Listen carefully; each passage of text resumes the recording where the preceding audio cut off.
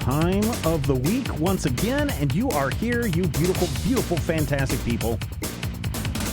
Well, we're now less than a minute away.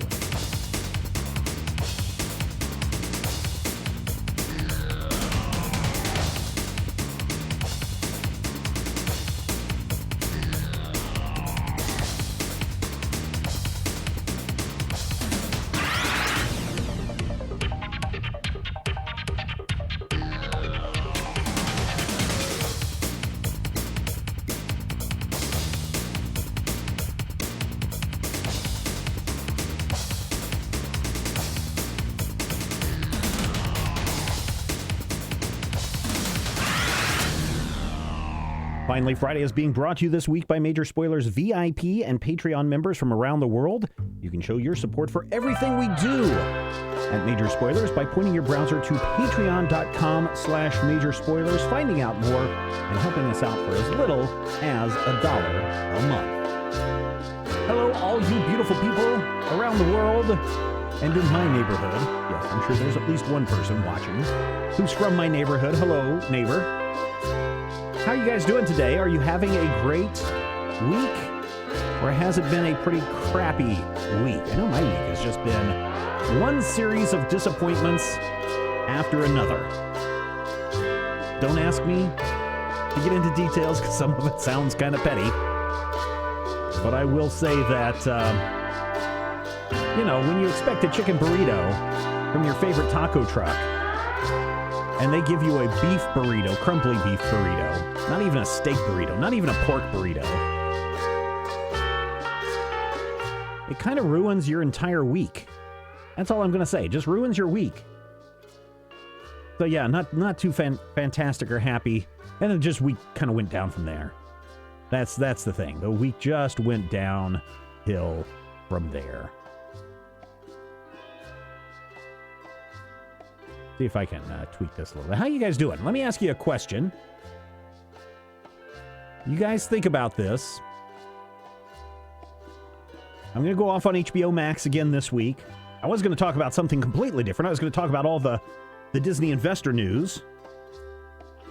And then Christopher Nolan and some other people had to open their mouths, which got me a little irritated. Oh.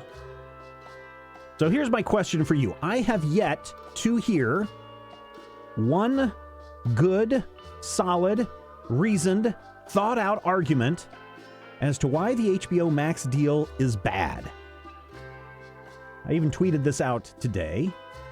I have yet to hear one reasoned, good, well-thought-out, reasoned excuse for why the HBO Max deal is dead, besides these directors screaming, "Oh, you're taking money away from me, and you didn't even tell me this was going to happen, but now I'm not going to make as much money, wah." So please, tell me one good reason, well thought out reason, why the HBO Max deal is bad. We'll get to those in a minute, but first, as I promised, this arrived this week. Forgotten Realms, Drists, and I don't know how you say any of these guys. Groomenhaven Waverherber. This action figure set arrived this week from Hasbro. And I said that I would open this up on the podcast this week, on the Finally Friday this week. So let's do that really quick. I guess I didn't realize all of the taped places that this box had.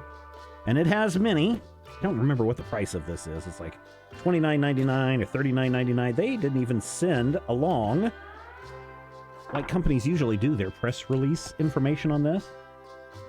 Ooh, look at that. Action figure fans. Oh, that looks pretty snazzy. I wonder if I should open this up all the way or give it away. I guess I can't actually open this up because there's so many taped parts all over the place. Oh, there goes the resale value of that. Oh no, I've ripped it! Ah! Somebody's like cringing right now. Although that cat does kind of look like Cringer, doesn't he? I don't think I'm going to open this up any further. I'll get some pictures of these guys out of the box. and post them online for you guys. But if you're looking for it, here's what it is. It's fairly good sized. A lot of reflections. A lot of reflections on this plastic. Fairly good sized characters. Some art on the back of them fighting a thing. Snow dragon. So if you need an Arctic version of Drizzt... Oh, it even comes with a D20 die in there. Look at that sparkly D20. Ooh, fancy. Comes with a couple of faces. An angry face and a more serene face. That's pretty cool. Thanks, Hasbro, for sending that over. We'll do something with this, I assure you.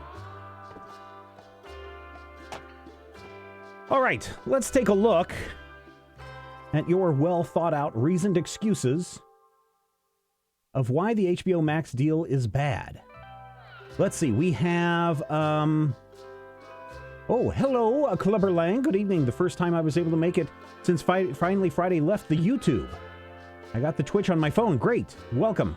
Happy to have you here. The reason why we don't do it is because Twitch doesn't allow or doesn't want you to do simultaneous streams to multiple channels. So I picked Twitch. Let's see.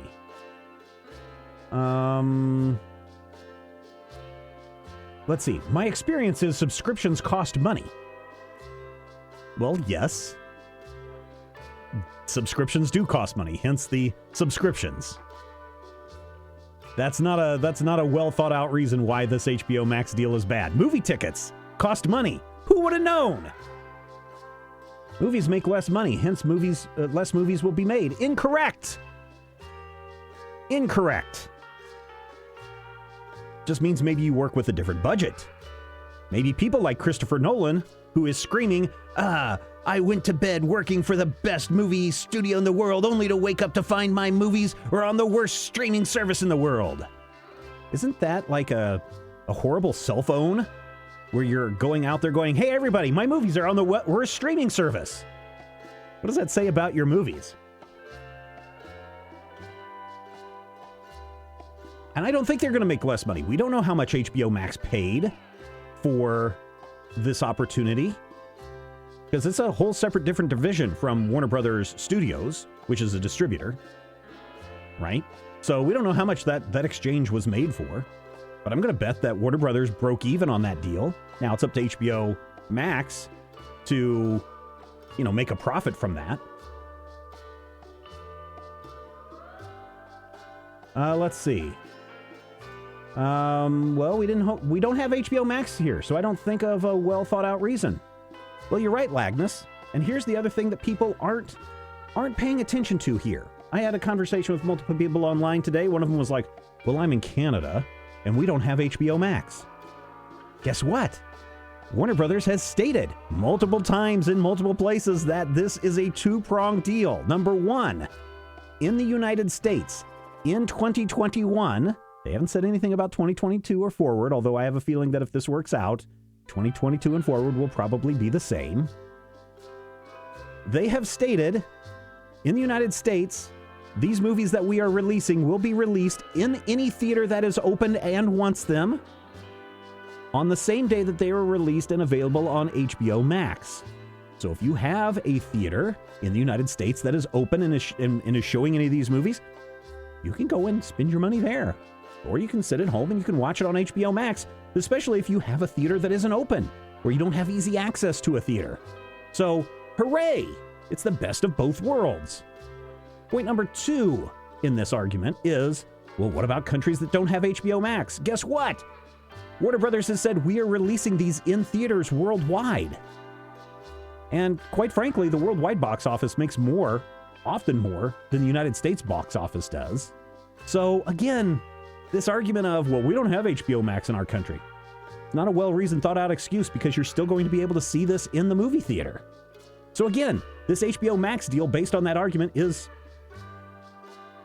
not a good reason. I heard it was bad just for actors who get money on the back end making less money because it wasn't competed among all the streaming services. For the consumer, I don't see it as a bad thing. All right, so let's talk about the actors. Let's talk about, I know this is a bad example because it's Marvel, and that's over at Disney. But we could say the same thing about Tom Hanks. We could say the same thing about, Tom Cruise, or any of the Chris's or Toms that are out there in the movie theater. I want $100 million to play this role, or I want $50 million to play this role. Plus, I want 5% of the money that the box office makes on the backside. I mean, that's all negotiable. That just depends on how good your agent is, right? Even if you're making SAG wages, you've got a set amount that you're going to make for a role, right? I don't know about you. Certainly a $20 million home is going to cost you $20 million. And once you get up into that price bracket, you're going to want to make sure that you're getting $50 million as often as you can. But you got $50 million. That's not, like I said at the beginning, give me a good reasoned excuse beyond, I'm not making as much money as I thought I would, or, you didn't tell me before you pulled the trigger on this. And actors not getting the money is not an excuse because they are getting money. Directors are getting money. Everybody is getting money. You know who's not complaining about this deal? Grips and gaffers and camera operators, all the people that are below the line, because they don't get an option to get an option on the backside of these deals. Now, if an entire movie crew was given a percentage of the back end, then maybe I would have a little bit more concerns about this. But when the rich keep getting richer and the poor keep getting poorer right now in the United States of America, an actor or a director screaming, this means I'm not going to get an extra $50 million. That's not a well-reasoned, thought-out excuse. Now, why are the agents upset about this? Why are the managers upset about this? Because part of the deal with agencies is that they get a portion of that deal from who they represent. So if they go forward and they get somebody for $10 million and they have a clause that says that they get 10% or 5% of all the money that this actor makes from this movie, then that means that that agent or that agency could be losing a lot of money. But as we've seen over the last couple of years, agencies and agents aren't really playing fair to begin with. This is the reason why we have in a sense, a block booking of actors for movies, and why the Actors Guild and the Screenwriters Guild and everybody was all upset with the agencies because of their bad faith.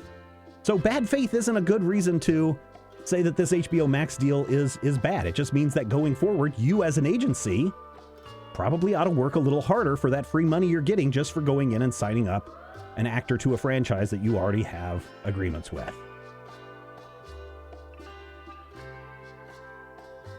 I heard it. Let's see. There's no good reasons beyond vanity, perhaps. That's US, though, since I have no idea where and when HBO things happen. Yes, negotiate a better... So, the other thing that's really weird about this Christopher Nolan thing, and these are me I'm off on a jag today. Sorry, everybody. It's been a bad week, and I woke up extra grumpy after yet another director says that this deal is bad. So Christopher Nolan, this is an interesting one, because now everyone's like, well, after Christopher Nolan destroyed HBO Max, which he didn't destroy HBO Max, his words did nothing to this HBO Max deal or lessen it in any degree. Let's say Christopher Nolan is like, well, I am so upset that from now on, I am not going to work for Warner Brothers at all. I'm going to go work for, Universal Pictures.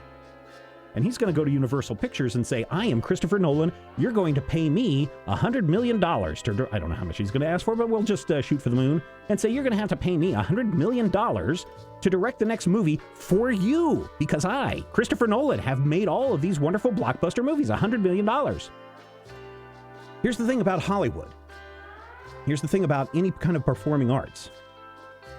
You are only as good as your last movie, your last television show, your last podcast, your last Finally Friday.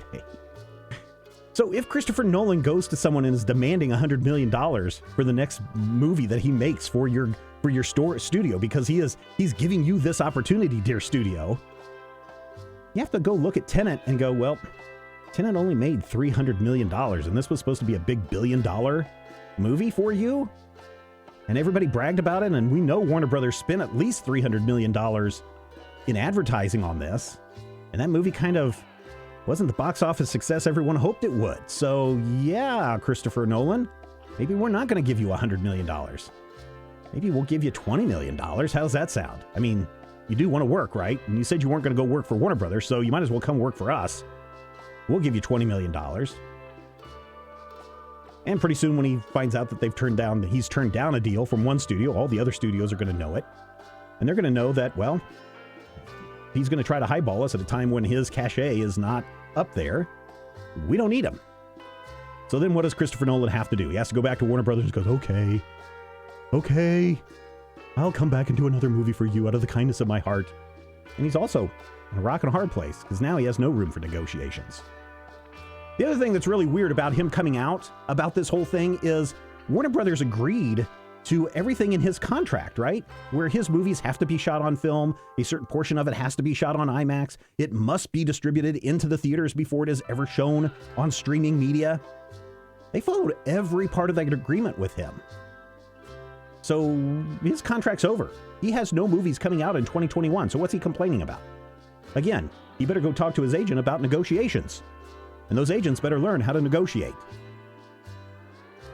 It'd be fine if less than $250 million movies would be made.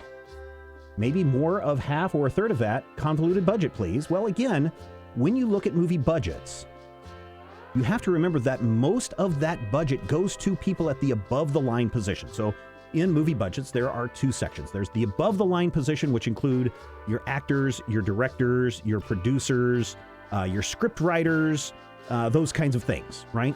Sometimes your cinematographer, and then everyone below that, the people that lift and tote, that drive the trucks, that do these special effects, that do the stunts, that do the editing. Sometimes the editor is above the line, but most of the time he's not. Those are all below the line positions, meaning they're getting a set wage. Whatever that union wage is, that's what they're getting. And a lot of that, when you go and look at how much money supposedly was spent or how much the actors made on the last Avengers movie, and you're seeing Robert Downey Jr. is getting $200 million, well, you can bet that all those other actors are getting somewhere up there of $100 million. What about everybody else? That's what more than half goes to those people in the above-the-line positions. So yes, I would be very much more happy. Very much more. I would be very happy to see a lot of mid-tier, and for me, mid-tier is $50 to $100 million. I would like to see a lot more of those being made. And if that means they have to go to a distribution channel or go to premium VOD, I would, the only thing that I think is really bad about the HBO Max deal is that they're not releasing it premium VOD to everyone on the same day, right? So, in one sense, this whole deal is to boost the bottom line for the streaming media subscription, right? At whatever they're charging per month. I don't know what it is off the top of my head, but they're trying to boost from 70 million to 100 million people over the next year in subscription numbers. And hopefully those subscription numbers, like we've seen with Netflix, when Netflix is able to make so much money from their subscription service that they're able to go and produce original stuff, that's what they're kind of hoping that this HBO Max deal will do. And hopefully that is by maybe losing some money for the first 5 years of HBO Max, they are laying that groundwork to make extraordinary sums of money in the long term. The only thing is, and that's the thing that people have to keep in mind, is this is a 5-year goal. And hopefully AT&T understands that this is a 5-year goal and doesn't try to abandon it 2 years from now. And I know a lot of people would already be like, well, I'm already paying $15.99 a month for the HBO Max deal. Of course, I should be able to watch all these new release movies. I still think that there's something to be said about having a small amount of extra money to pay for that ticket, an extra $5, an extra $10 or whatever it is to watch that movie on top of your subscription. Now, I don't believe in what Disney's doing is that you have to pay the $9.99 a month or the $10 a month or $13 a month or whatever that Disney is doing on top of the $30 that they're also going to charge you for what was the movie that Mulan, and they're also going to do that exact same thing with Raya and the Dragon. I think that's the title of the animated movie that comes out next year. They're also going to put a premium price on top of your subscription to watch that ahead of everyone else. Now, on the other hand, HBO Max is only saying, hey, we're only doing this for the first 30 days. So if you're someone that's still sitting there pouting and saying, well, I'm not going to watch this because I refuse to give HBO Max my dollars until it's available on the iTunes. Well, guess what? In 30 days, it'll be available on iTunes, and you'll be able to go over there and pay the $19.99 or whatever it is to watch or rent that. In which case, all the directors and the actors and all those other people who have back-end deals are going to get their money anyway. Think about that, because those things have been worked out for years ago.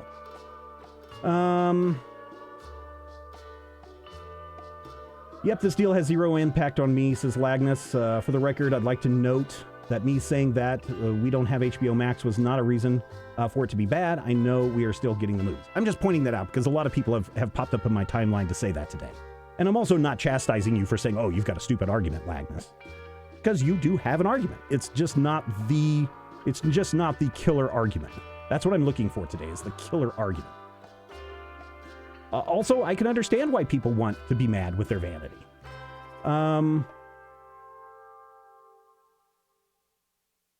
Nicolas Cage still needs to pay off his debt. You might want to look and see how far into debt Nicolas Cage is. I don't think he's into that debt as much anymore. Same way with Wesley Snipes. I don't think he's into debt for taxes anymore.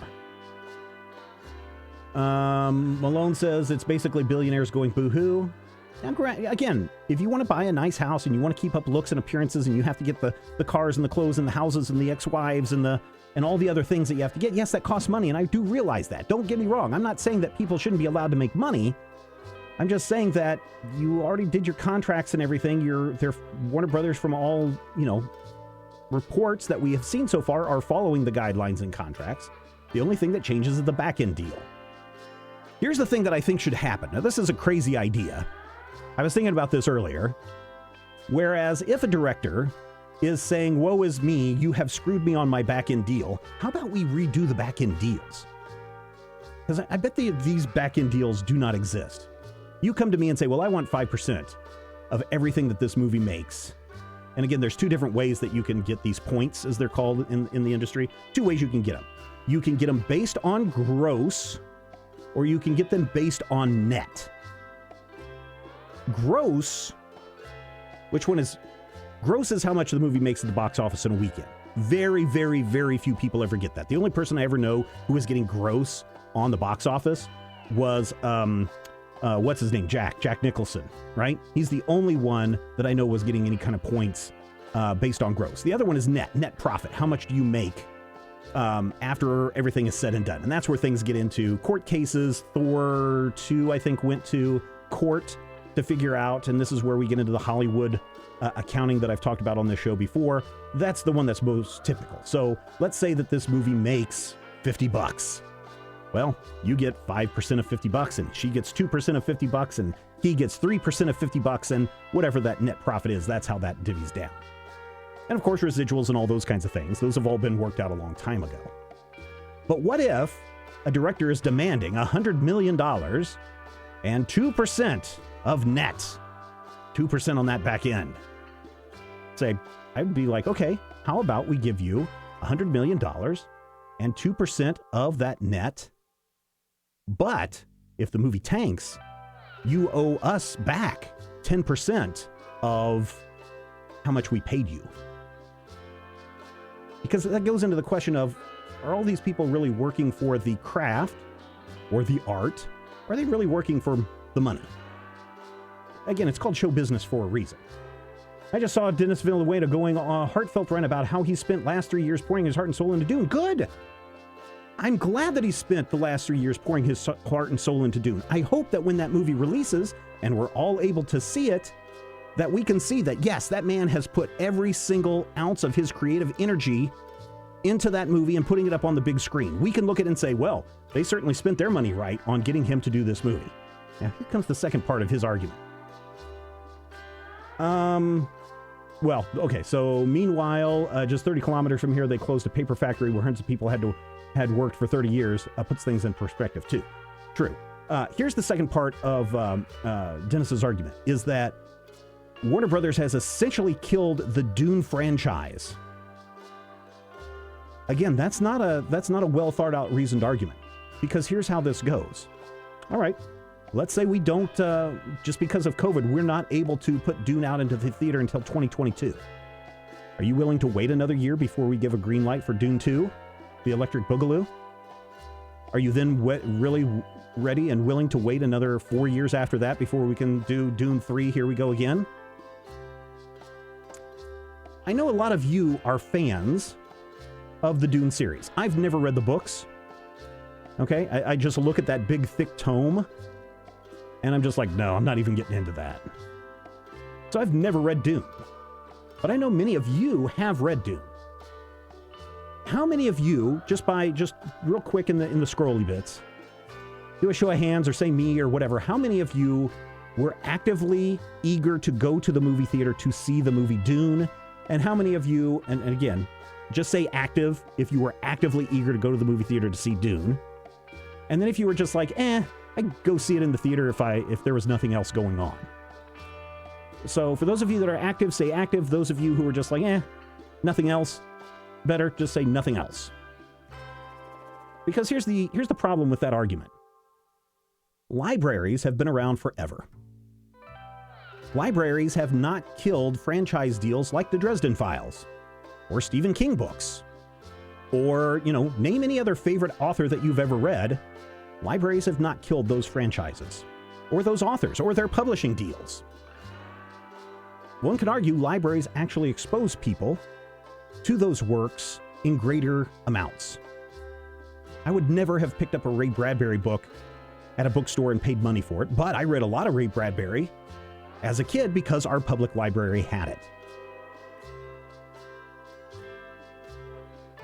My bet is there's going to be a lot more people who have access to the Dune movie through the HBOMax deal than people who were actively eager to go. So I bet you if you took everyone who was a Dune fan and couldn't wait for this movie to arrive, you would fill half the theaters. And that's what probably would have happened if Warner Brothers had decided to release Dune in 2021. You would have less than half of a theater filled. Whatever their max capacity is supposed to be during COVID, take half of that and then take half of that. And that's how many people who would have actually actively gone to see Dune. And we can see that in the case of Tenet. If the budget was $300 million and they only brought in $383 million, then yeah, there's a problem there. So in this case, if a lot of people get to see Dune on HBO Max for the first 30 days or in theaters or wherever it is, and people are like, oh my God, this is the greatest thing in the world. Look at Netflix as another good example of this. Netflix has put out some fantastic movies, some fantastic TV shows, and what do people do? They start talking about it. The buzz is all about it. People can't shut up about Stranger Things. People can't shut up about, the next big thing, Mankiewicz, if you guys haven't seen that great movie. Netflix is just sitting there going, yeah, we're making money. We're making movies. So what? So I don't think that his argument about how you've killed my franchise after I put 3 years into this doesn't change that deal. After a year or so, when more people subscribe, you have to pay a premium rate to newer movies and more theaters will close. No, you don't know that. You don't know that just because more people are subscribing that they're going to raise their rates or that a premium is going to be levied. You don't know that. Now, we do know that Disney is going to increase their price by $1. And my guess is they're going to increase the price of the subscription by $1 going forward every year for the next 5 years until they get up to at least $19.99 a month.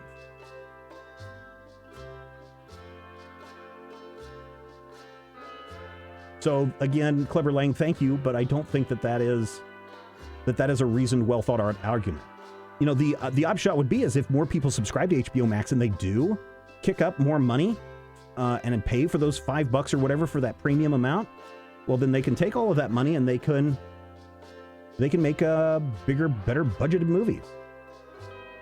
It takes a special event for me to get into a theater. I've always been a pain to go to the theater since I was a kid. I was actually eager to see Dune, says Lagnus. Actors are flocking to streaming services for their original programming.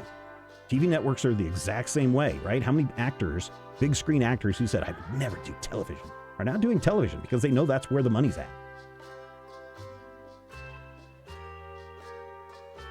I've yet to see anybody really, except for Lagnus, who says, I'm actually actively eager to go see this movie in the theater.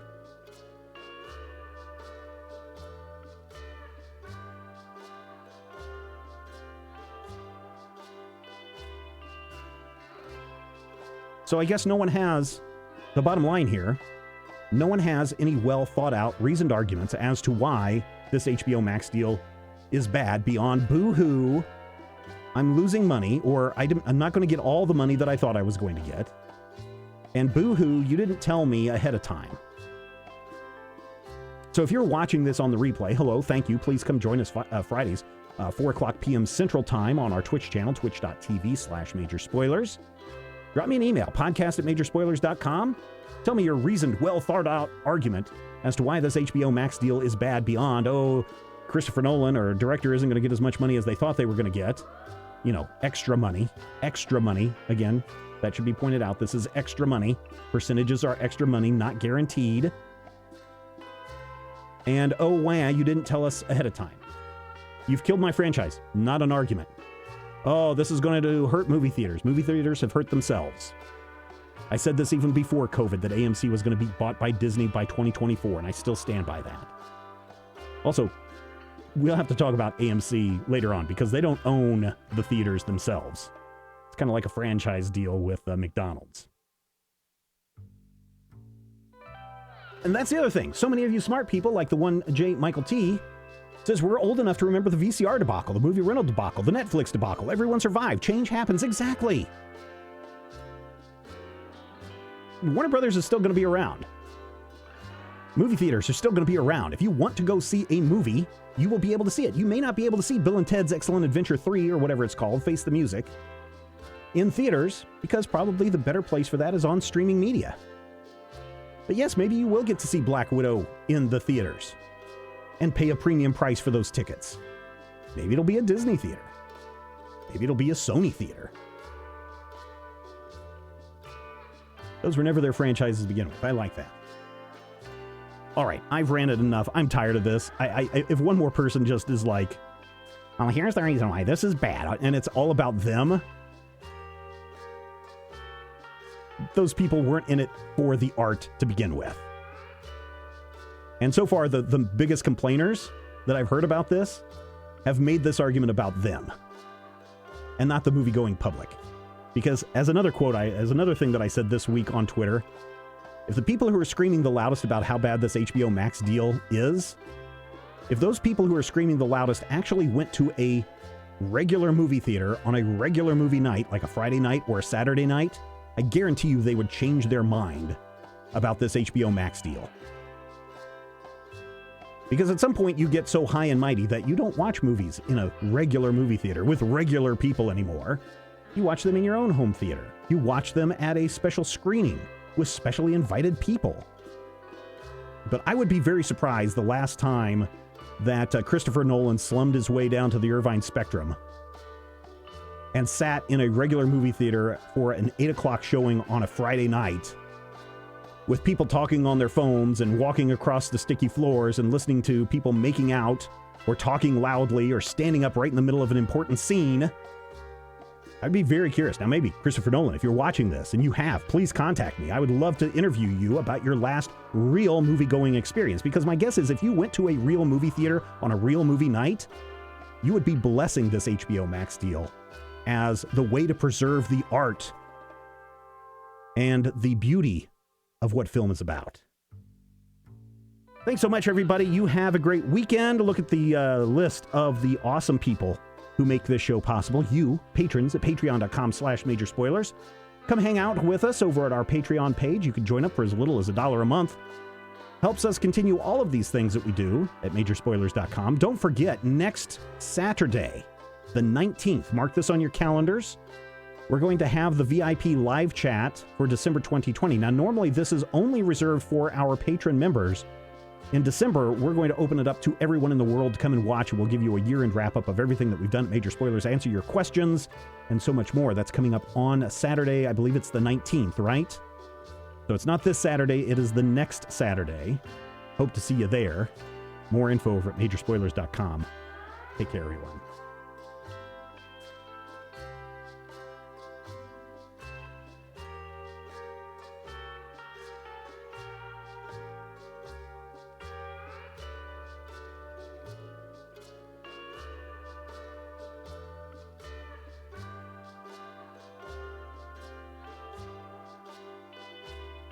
Oh, hello, Bluey.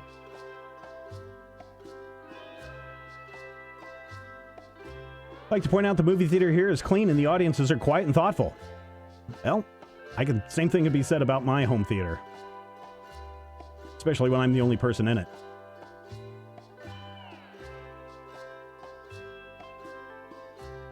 Come to an American theater, Lagnus. You'll be begging to go home.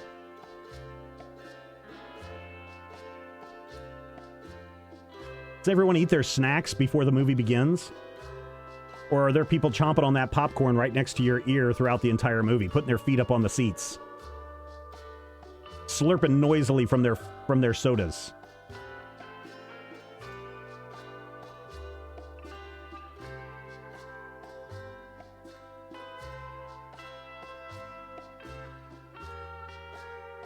Making out with their boyfriends and the girlfriends as a way to get away from mom and dad for a few hours. Or just hanging out with their noisy friends.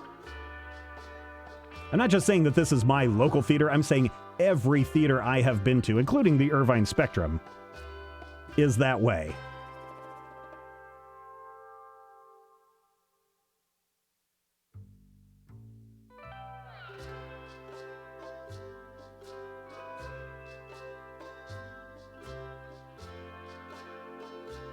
There are some exceptions, obviously. But for the most part, the general, regular movie theater going experience is not great.